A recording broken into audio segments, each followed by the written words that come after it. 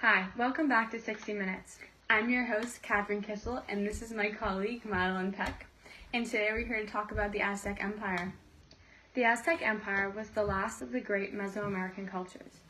They were a powerful, advanced, and organized society. At the empire's height, it ruled over 80,000 square miles throughout central Mexico. The Nahuatl-speaking people started off as poor hunter-gatherers, but through their achievements they prospered.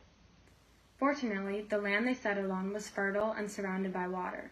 They began to build canals and dikes to protect their city from this water. In addition, their skilled military combined with their strong rulers helped them to flourish for many years.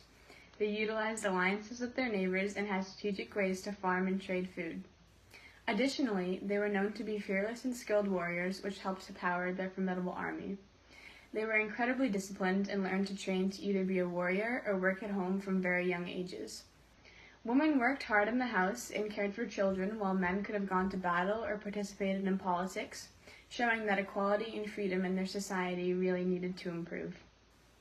As we looked further into the history of the Aztec Empire, we realized that their society dynamics played a huge role in the empire. To dive deeper into this, we called Dr. John David to learn more about the Aztec social structure. Because he is on the verge of a historical breakthrough, we will be visiting him at his home office. Thank you for having me. As you were saying, the Aztec social structure was very important. The Aztecs followed a strict social hierarchy in which individuals were identified as nobles, commoners, serfs, or slaves. The noble class consisted of government and military leaders, high-level priests, and lords. Priests had their own internal class system and were expected to be celibate and to refrain from alcohol, and failure to do so would result in serious punishment or death. The lords included landowners, judges, and military commanders, and nobles were entitled to receive tribute from commoners in the form of goods, service, and labor. Noble status was passed down through male and female lineages, and only nobles were permitted to display their wealth by wearing decorative capes and jewelry.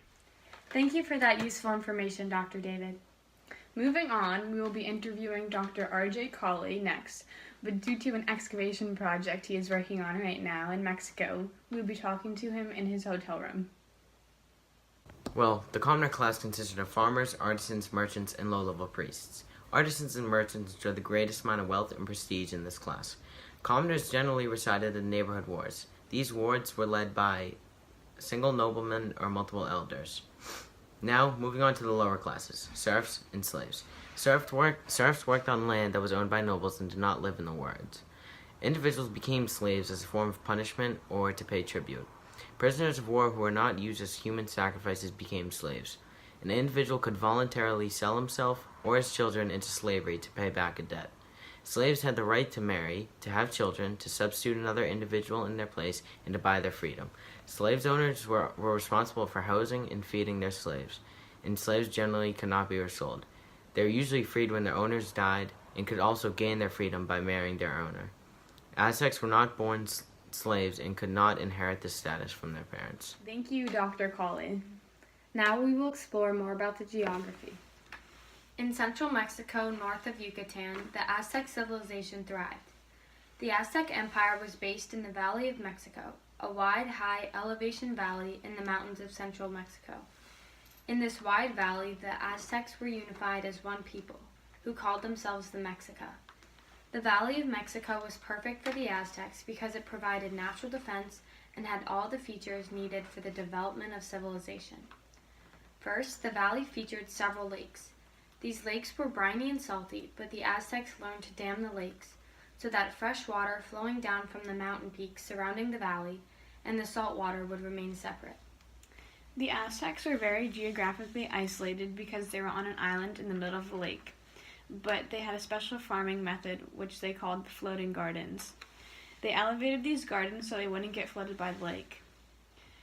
The lake gave them a lot of resources, and the Aztecs used bows and spears to kill fish and frogs, which means that they're most likely extremely accurate with those weapons, and they also used the lake to make canals for these floating gardens. Their capital city was built on a series of islets there, and the city plan was based on a symmetrical layout that was divided into 4 city sections. And that concludes our geography discussions. Now we turn it back to Dr. David for an explanation regarding the fall of the empire. Unfortunately, after the Spanish took over, most of the Lake Texcoco drained in the Spanish' efforts to control the flooding of it. Hernán Cortés and the rest of the Spanish conquistadors invaded Mexico in 1519 and conquered the Aztec Empire. Thank you for having me on the show, and I really enjoyed my time. Thank you for tuning into this episode of 60 Minutes. We hope you enjoyed learning about the Aztec Empire.